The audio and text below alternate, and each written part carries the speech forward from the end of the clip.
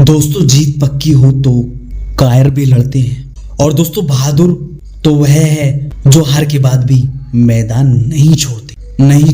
नमस्कार दोस्तों, मैं योगेश वर्मा और आप सभी का स्वागत है आपके अपने चैनल अच्छे संस्कार। दोस्तों आज का ज्योतिष का कार्यक्रम वृश्चिक राशि वालों व्यक्तियों के लिए बहुत खास महत्वपूर्ण कार्यक्रम है। संपूर्ण राशिफल कैसा रहने वाला है आपका जून का मासिक राशिफल इस वीडियो में करने जा रहे हैं, हम बताने जा रहे हैं।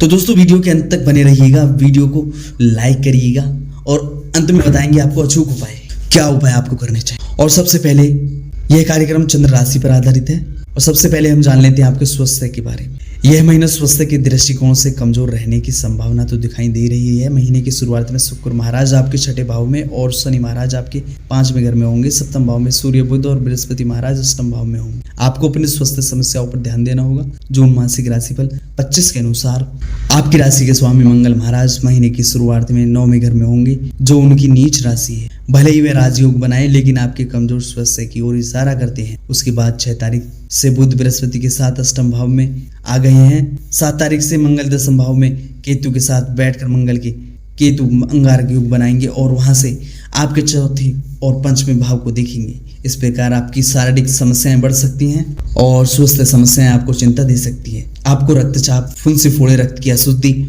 और मानसिक तनाव, उन्माद पड़ने की संभावना बनी रह सकती है। इसके अतिरिक्त पेट से जुड़ी समस्याएं, महिलाओं को होने वाली समस्याएं और वसा जनित समस्याएं भी इस महीने आपको परेशान कर सकती है। इसलिए इस पूरे महीने आपको अपने स्वास्थ्य पर बराबर ध्यान देने की आवश्यकता पड़ सकती है। आरोग्यता के कारक सूर्य महाराज भी 15 तारीख से आपके 8वें घर में चले जाएंगे। इससे आपकी रोग प्रतिरोधक क्षमता में कमी आएगी। ऐसे होने पर आपको आवश्यक उपचार करने की पड़ सकते हैं। और दोस्तों अब जान लेते हैं आपके करियर के बारे में। करियर के दृष्टिकोण से यह महीना आपको बहुत ध्यान से काम करने की सलाह देता है। 10वें भाव में पूरे महीने केतु महाराज विराजमान रहेंगे, जिससे आपको मन लगाकर काम करना होगा। आपके मन में अपने कार्यस्थल से विरक्त के भाव आ सकते हैं। आप चाहेंगे कि नौकरी छोड़कर कोई दूसरा काम करें, लेकिन बिना सोचे समझे नौकरी छोड़ना नुकसानदायक होगा।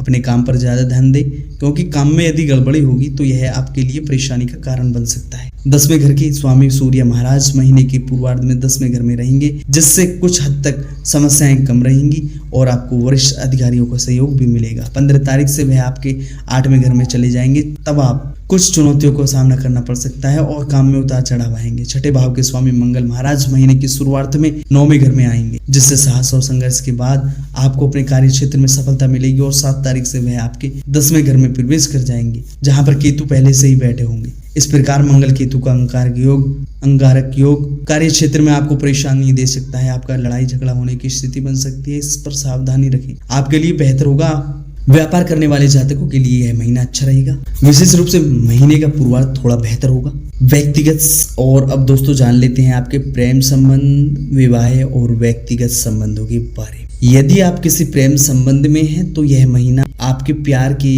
परीक्षा लेगा। बार बार चुनौतियां आएंगी, लेकिन आपको अपने रिश्ते पर अड़िग रहना होगा। शनि महाराज 5वें भाव में बैठे रहेंगे और आपको कई बार अपने रिश्ते पर शक हो सकता है। कई बार आपको लगेगा कि आप कितना अपने प्रियतम को समझते हैं, शायद वह आपको ना समझते हो। कई बार आपको अपने रिश्ते की गहराई पर भी शक हो सकता है, लेकिन आपको इस सब से बचना है और अपने रिश्ते पर विश्वास रखना है। 5वें घर के स्वामी बृहस्पति महाराज 8वें घर में पूरे महीने बैठे रहेंगे, इसलिए आपको अपने रिश्ते को छुपाने की आवश्यकता नहीं, बल्कि अपने परिवार वालों को उसके बारे में बताना है। और आप अपने प्रियतम के परिवार और अपने परिवार के बीच सामंजस्य बिठाने का प्रयास करेंगे तो धीरे धीरे आपके बीच की चीजें सुधरती चली जाएंगी और आपके प्रेम विवाह के रास्ते भी खुल सकते हैं। 7 तारीख से मंगल महाराज 10वें घर में बैठकर 5वें घर को देखेंगे, तो जिससे प्रेम संबंधों में टकराव की स्थिति बन सकती है। हमका टकराव हो सकता है, बात बात पर चिड़चिड़ापन, ऐसी समस्याओं से 2-4 होने की स्थिति बन सकती है।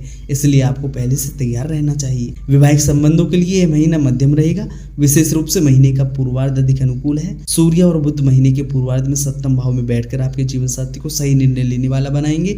उनका व्यवहार ही अच्छा होगा। उसके बाद 6 तारीख को बुध और 15 तारीख को सूर्य 6वें भाव में चले जाएंगे, जिससे ससुराल का हस्तक्षेप आपके रिश्ते में बढ़ जाएगा। तब आपको थोड़ी सावधानियां रखनी होंगी, नहीं तो रिश्ते में समस्या आएगी। 29 तारीख को शुक्र महाराज 7वें भाव में जाएंगे, तब आपके रिश्ते में प्रेम और रोमांचित पलों की आहट होगी और आपका रिश्ता परिपक्व होगा। आप अपने रिश्ते का लुत्फ ले पाएंगे और अपने जीवन साथी भी आपसे प्रसन्न होगा। और अब दोस्तों जान लेते हैं आपकी आर्थिक स्थिति के बारे में। यदि आपकी आर्थिक स्थिति को देखा जाए तो इस दृष्टिकोण से यह महीना औसत कहा जा सकता है, जहां एक तरफ शनि महाराज 5वें भाव में बैठकर एकादश भाव को पूरे महीने देखेंगे और आपकी आमदनी में बढ़ोतरी करते रहेंगे। आपकी दैनिक आमदनी भी ठीक ठाक रहेगी।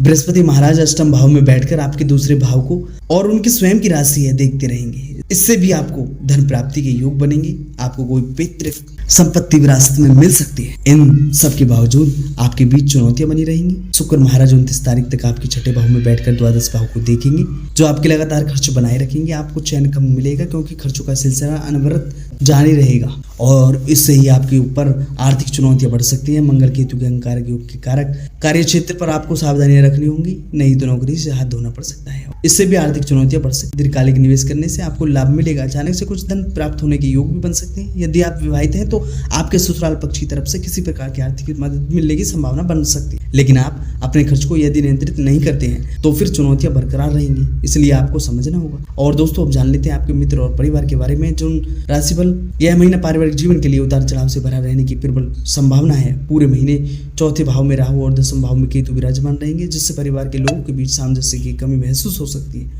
ऊपर से 7 तारीख को मंगल महाराज 9वें घर में निकलकर दसम भाव में प्रवेश करेंगे और 10 भाव में मंगल केतु की युति के अंगारक योग बनेगा, जो पारिवारिक शांति के लिए अच्छा नहीं होगा।